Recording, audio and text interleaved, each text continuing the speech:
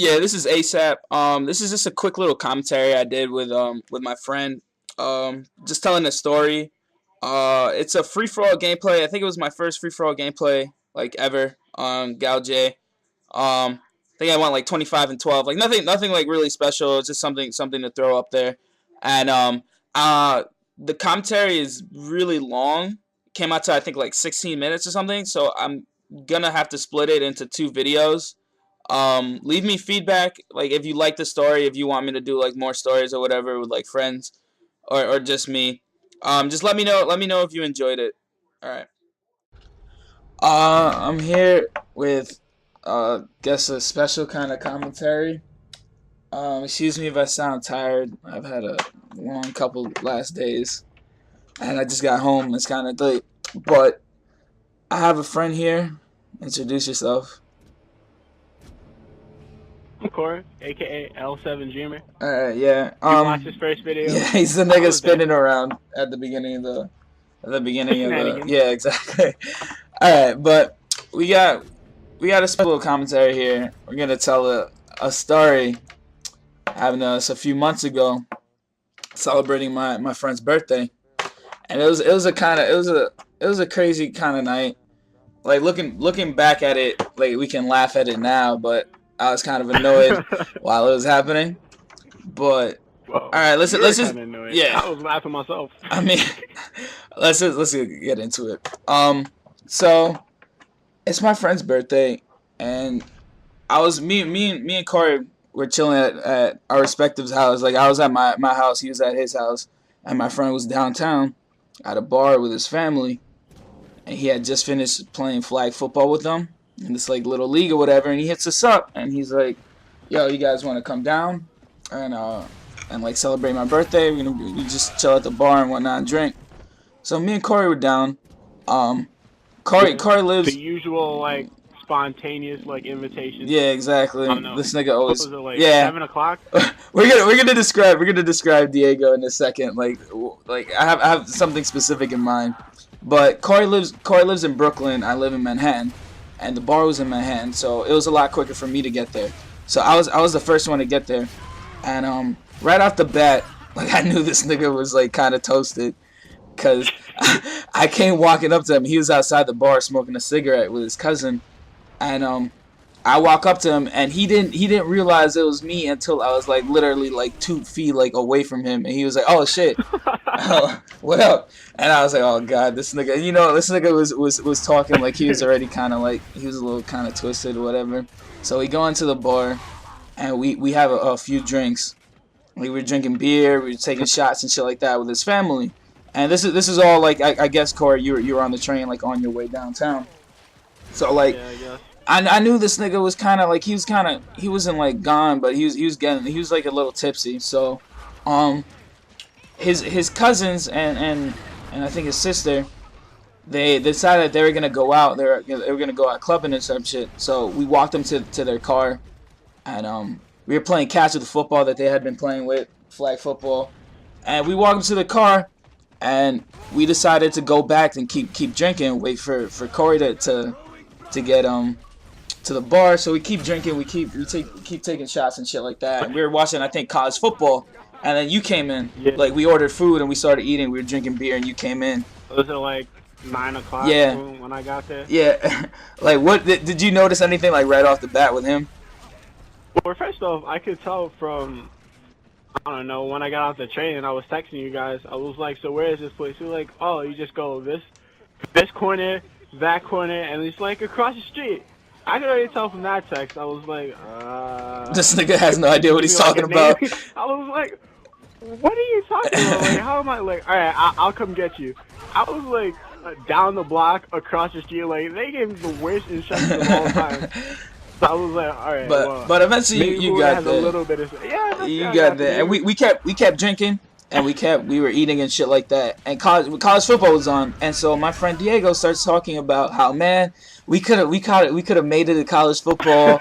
Like we could have played for a college. Like Julio, you could have QB'd because that's what I usually do. Oh I throw. And he was like, I could have been like a fullback or a halfback. Kory could have been like a tight end. He got on one of his like Yeah, he started philosophical talking though. tangents. Yeah, he just started talking like mad reckless because I'm sitting here and I'm like, yo, none of us run a 40 below 5 seconds. Nope.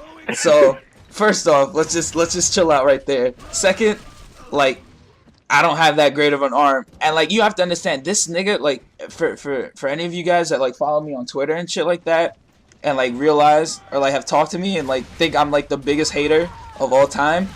Y'all niggas don't know shit about hating until you meet this kid. This kid is the biggest hater. So when he was complimenting us, All time. yeah, when he was complimenting us about like, oh, like yeah, you have a good arm or whatever. You could have played college ball or whatever. Like I knew this nigga was like this nigga was done. Cause remember it's always he always does the same thing when he gets drunk. He starts complimenting us, and it's just like, oh, this nigga's fucked up. Yeah. Cause like he never like does that. Yeah, he was over excited. Yeah, over the top. Kory, you have the best hands I've ever seen. I'm like, yeah, like you knew, and this nigga, this nigga never compliments us like at all, like no matter what. So then we're drinking, we're watching the game and shit, and just so you guys get an idea of it, Kory was on the far left, on like a far left stool. Diego was in the middle, and I was on the right. So I look off to my right, and as I was looking off to my right, I hear like splattering on the floor, and I turn around. This nigga's throwing up, and he got like a spot, a throw up on my fucking pants, and. You're a fucking dickhead for not warning me, because you said you saw it coming. From my perspective. What happened? Oh, what? This is how it happened. This is how it happened from my perspective. Well, he was talking to me, and I was looking. I was like, he looks like really gone, but he looks. And then right before he said like, yeah, I'm pretty good. I've never thrown up or anything like that. And then I look at him, and he has like a not confused, but like just out of the ordinary look. And then he like tilts his head back, and from the moment I saw that, I just had the reaction. I just pushed him away. I was like, I ain't trying to get whatever you're about to do. You couldn't just warn me like, hey Julio, this nigga's about to throw up. Nope, I didn't even know. I just looked back. It didn't look like he was really like. You don't know what to expect from that. Like I was just like, I don't want any part of that, and I just stiff armed him, and he immediately just. But at the end of the day, like he threw up all over the floor, and I was just like, oh fuck, like damn it, this nigga. So we were like, yo, go clean yourself up, go rinse your mouth out in the bathroom. So this nigga stands up, and what fucking unfolded was the funniest fucking fall I've ever seen in my entire life. Like he didn't even take a step or anything. He just literally just like he just tilted over and just hit the deck, and we were like, damn. Like I was so embarrassed. I was like, this nigga. He went from sitting to on his back in less yeah, than a second. it was so quick. Like we were just like, what the fuck? Oh my god. And like the bartender helped him up and shit, and we were just like, oh fuck.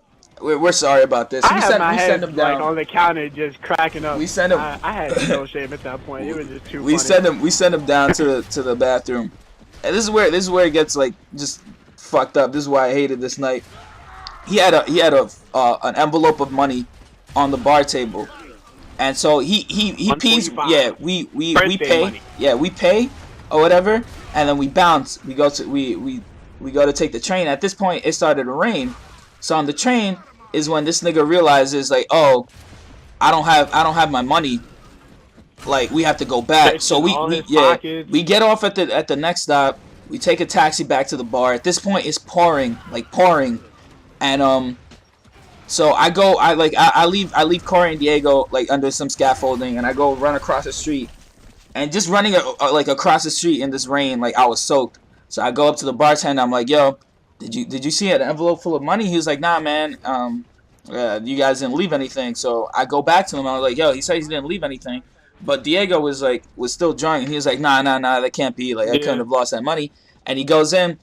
And the dude tells him the same thing he told me, that he didn't see any money. So like, what can we do? The same exact thing, so, word for word. Yeah, exactly. I mean, he finally like we were just like, man, it sucks, but like, come on, we gotta move it along. So we were gonna hit up his brother-in-law's crib, and we were gonna light up so he could just kind of just settle down. and then we were just gonna go back to Jersey. So we go. We take another taxi and we head out. We start heading out to his brother-in-law's crib, and like I remember I was using your phone. It was so lucky, and I get a text. Yeah. I get a text like at that exact moment. I start like patting my pockets. I'm like, yo, where the fuck is my phone? And then at that moment, I get a text from my own phone, and I was like, and the text was like, oh, do you know whose phone this is? And I was like, oh shit.